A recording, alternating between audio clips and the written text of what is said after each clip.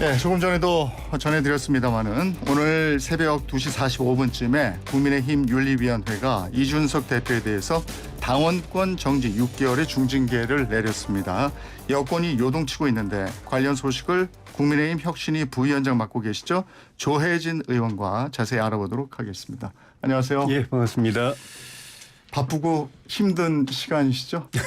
그렇습니다. 예. 네, 먼저 어제 성상납 증거인멸 교사 의혹 이걸로 이준석 대표에 대한 국민의힘 윤리위가 열렸는데 예. 어제 저녁 7시부터 시작했는데 8시간가량 진행이 됐습니다. 예. 꽤 오래 걸렸습니다. 예. 왜 이렇게 오래 걸린 겁니까?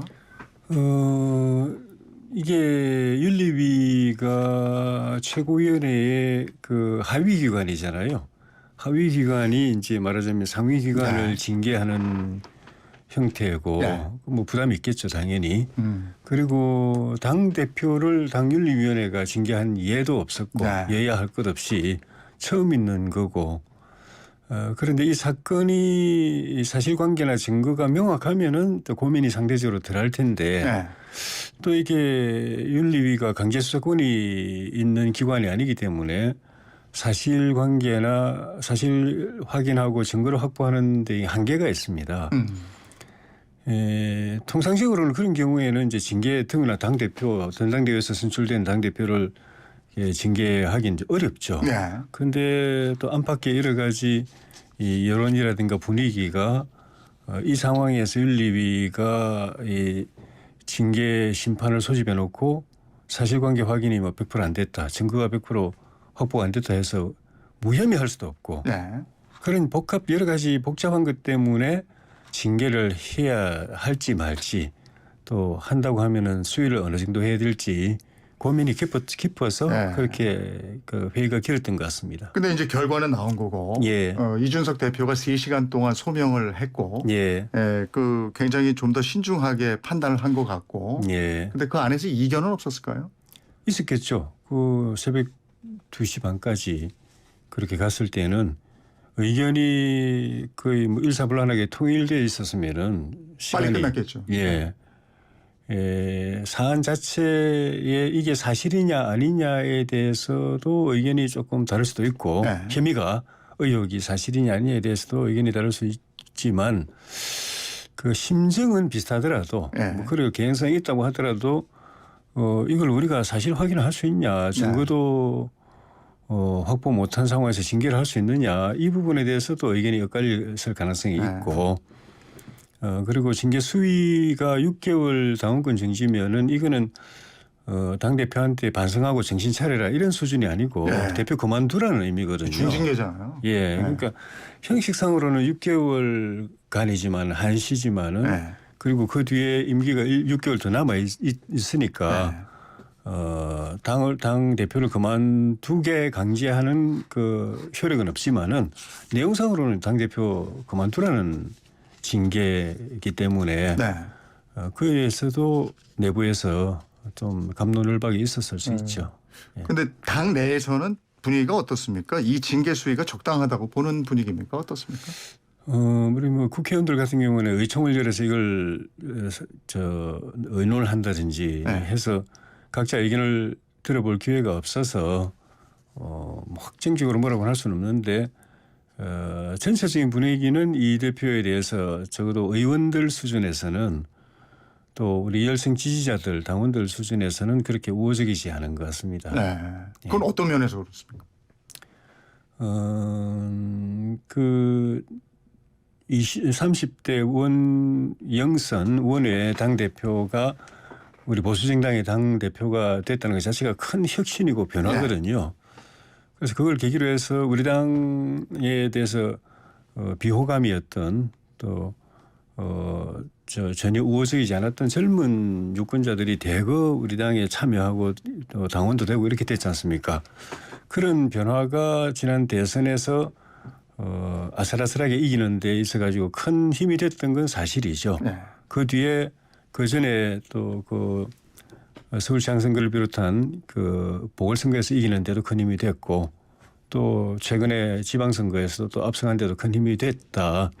그런데 그걸 제외해놓고 다른 면에서 보면은 젊은 당 대표로서 그 책임 있는 행동, 또 신중한 은행, 또 당의 어떤 그 최고 대표로서 최고 지도자죠. 대표로서의 모범적인 그 행동 이런 부분에 있어 가지고는 감점 요인이 많았다. 갈등을 본인이 이제 신중하지 못한 표현이나 이런 걸 통해서 당내에 갈등을 일으키고 소란 분란을 일으키고 해서 당에 상처를 준 측면이 많이 있다. 이런 부분들에 대해서 좀 비우호적인 분위기가 형성됐다고 봐야죠. 근데 이제 이준석 대표가 그 윤리위에 소명하러 들어가기 전에 그 기자들 앞에 서서 그 대선 지선 승리로 이끌었는데 그 공에 대해서는 인정받지 못했다. 이렇게 섭섭한 감정을 얘기했잖아요. 그런 부분은 어떻게 들으셨습니까? 그 윤리위의 공식 발표가 있었는지는 모르겠지만 제가 듣기에는 윤리위 자체적으로 징계 수위를 결정하는 데 있어 가지고 그런 그 공로 그런 공적을 감안해서 6개월 했다 이런 이야기가 들리더라고요. 그러니까 그런 걸 감안하지 않았으면은 우리 김철근 실장은 2년 당원권 정지 받았는데 뭐 2년도 줄 수도 있었고 1년도 줄 수도 있었는데 그런 그 당에 대한 기여도를 감안해서 6개월로 했다 이런 의미 같아요. 그런데 말씀드렸지만은 뭐 6개월로 하나 1년로 하나 그만두라는 건 똑같은 거기 때문에 그럼 같이 뭐 그게 참작의 의미가 있었는지 잘 모르겠습니다. 그런데 이제 이준석 대표의 그 반응이 어떨까 다들 궁금해했는데 그 보니까 그 국민의힘 당원 모집 공고를 내고 당원들이여 어서 와라 뭐 이렇게 하셨어요. 그리고 오늘 아침에 이제 라디오에 출연을 해서 당 대표에서 물러날 생각이 없다. 이렇게 얘기를 했는데 이런 부분에 대해서는 어떻습니까?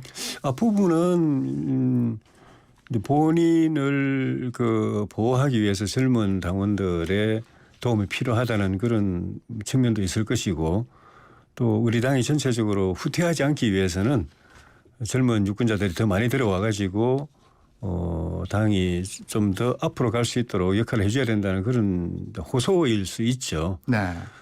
그하고 이제 뒷부분에 이 물러날 생각이 없다라고 하는 부분은 원래 예고했던 거기도 합니다. 만약에 윤리위가 징계를 하고 중징계를 할 경우에 승복 못한다. 모든 수단을 다 하겠다. 재심 청구도 하고 법원에다 소송도 제기하고 효력정지 가처분도 신청하겠다라고 예고를 한 걸 다시 이제 반복한 거일 뿐인데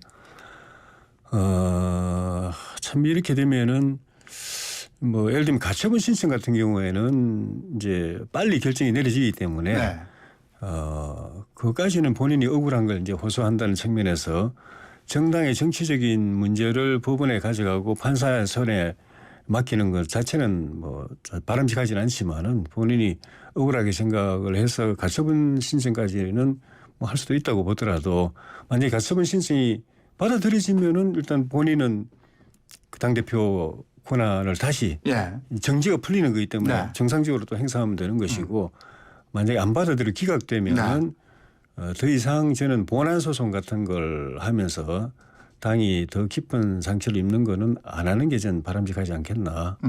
그렇게 그때 되면 정치적 거취를 결정을 해야 될 수도 있다고 봅니다. 근데 이제 오늘 분위기로 봐서는 뭐 여러 가지 방법을 할 것 같고요. 근데 이제 앞으로 어떻게 되느냐 이 부분인데 당대표직은 권성동 원내대표가 직무대행을 맡게 되는 건가요? 권성동 대표는 그렇게 오늘 발표를 했습니다. 윤리위 의결로서 효력은 이미 발효가 됐고 징계 효력이 발효가 됐고 이준석 대표가 당원권이 정지됐기 때문에 당대표로서 권한도 정지됐다. 그러니까 당대표 직위가 없어진 건 아니지만 여전히 당대표지만은 권한은 없다. 그러니까 그 권한을 대행할 사람이 원내대표인 나다. 그러니까 내가 이제 당대표 권한을 대행하겠다라고 그렇게 선언을 했는데 이준석 대표 이야기 논리는 윤리위 결정 그게 최종 그 효력이 아니고 그 당대표가 결정하는 거 아니에요? 최고위원회에서 당의 최고 의사결정 기구는 최고위원회이기 때문에 그 윤리위든 공심위든 뭐 합의기관에서 결정하는 거는 최종 결정은 최고위원회에서 하게 돼 있다. 그런데 나는 그걸 수용할 수 없다. 이런 논리인데 그것도 사실은 본인이 당사자가 아니면 그 말을 할 수도 있는데 네. 당사자면은 본인은 사실은 뭐 제척돼야 된다고 보거든요. 그래서 글쎄. 본인이 제척된다고 보면은 네. 본인이 만약에 빠지고 최고위원회 열리면은 의결되겠죠. 네. 의결되고 그러면 효력이 이제 발생이 될 텐데 효력이 발생이 되더라도 권한대행 체제로 들어가는 것이기 때문에 네. 당대표가 없어진다면은 네. 당대표가 없어지거나 또는 본인이 사퇴해서 당대표가 없어진다면은 바로 이제 비대위를 가든지 네. 비대위원장이 당대표거든요. 네. 비대위를 가든지 아니면 조기 전당대회로 해서 당대표를 새로 뽑든지 네. 그래 갈 텐데 이거는 당대표라는 자리가 없어진 게 아니고 권한이 당대표는 있는데 권한이 중지된 상태고 그렇죠. 그 권한을 원내대표가 대행하는 거기 때문에 네. 본인이 사퇴하지 않는 이상은 논리적으로는 비대위나 전당대회는 안 되는 거죠. 그렇죠. 예. 네. 그러면 6개월 동안 그 권성동 권한대행 체제 원내대표의 대행으로 가고 예. 그리고 6개월 후에는 잔임기가 내년 6월인가요? 6개월이죠. 6개월 정도. 그 남죠. 예. 그러면 이제 이 체제로 가고 다시 그때 복귀하게 전당대회를 해서 아니요. 6개월 임기가 남아 있으니까 남아 있으니까. 다시 네. 복귀해서 6개월 임기를 채울 수 있는 거죠. 네. 이론상으로는. 이렇게 될 수도 있는 거잖아요. 지금. 그러니까 이론상으로 그렇게 네. 돼 있는데 이게 무슨 모양입니까 이게. 예. 그럼 지금 국민의힘에서 바라는 거는 예. 그냥 이렇게 수용해 달라. 그거는 뭐 저 당의 의사가 하나로 통일되어 있지 않기 때문에 네. 뭐 뭐라고 할 수는 없는데 그것도 엇갈릴 것 같습니다. 젊은 당원들은 뭐 강경하게 지금 반발하고 있고. 예. 근데 만약에 이제 전당대회가 열려서 예. 그러면 자녀 임기 채우는 거잖아요. 우리 당헌상으로는 그래 돼 있죠. 그죠? 예. 내년 6월이지 않습니까? 예. 그럼 그때 되면은 또 뽑아야 되잖아요. 그렇죠. 지금 그때는 정기전당대회를 해야 되는 거죠. 그러면 이제 이게 중요한 게 그 다음에 총선이 있지 않습니까? 예. 예. 그럼 총선에서 이제 정치인들 제일 중요하게 생각하는 공천권이라는 게 있지 않습니까? 예. 예. 그러면 그 다음에 대표가 그 권한을 행사하는 거잖아요. 뭐 권한을 어느 정도까지 행사했을지 모르겠지만은 어쨌든 그 당 대표와 그 최고위원회가 공천을 이제 주관하게 되는 거죠. 예. 예. 그러면 이제 비대위 체제로 가는 거고 비대위원장이 있어야 되는 거고 만약에 이제 다 이 대표가 그만두게 된다면 그만두게 된다면 예. 비대위원장이 있어야 되는 거고 예. 그 다음에 전당대회를 해서 당 대표를 뽑는 거고 예. 그 당 대표는 잔여 임기 내년 6월까지 하는 거고 예. 그 다음에 다시 전당대회를 통해서 당 대표를 뽑는다. 2년짜리 새로 네. 지도부를 선출하는 건데 만약에 이준석 대표 그만두게 된다면 비대위는 필요 없을 수도 있죠. 필요 없고. 예. 그 비대위를 1년간 할 수는 없거든요. 예. 내년 6월까지 그러면 1년간을 가야 되는데 비대위를 집권당이 1년간 한다는 거는 그건 말이 안 되는 거고. 예. 그러려면은 이 권성동 권한대행 체제에서 빨리 조기 전당대회를 해서 잔여 임기를 채울 당 지도부를 새로 선출해야 네. 되겠죠. 그럼 당 대표에는 누구 나오실까요? 아직은 뭐 공식적으로 내가 나가겠다고 하는 분들은 없는데 이제 거론되는 분들은 김기현 전 원내대표하고 네. 안철수 의원하고 이런 분들이 거론이 되고 있는 것 같습니다. 당에서는 그 이 말씀은 그렇죠. 그 예. 누가 되는 걸 원하십니까? 그건 어느 선거도 그렇죠. 찍는 사람이 다 다르기 때문에 지지하는 사람들이 다 다르기 때문에 예.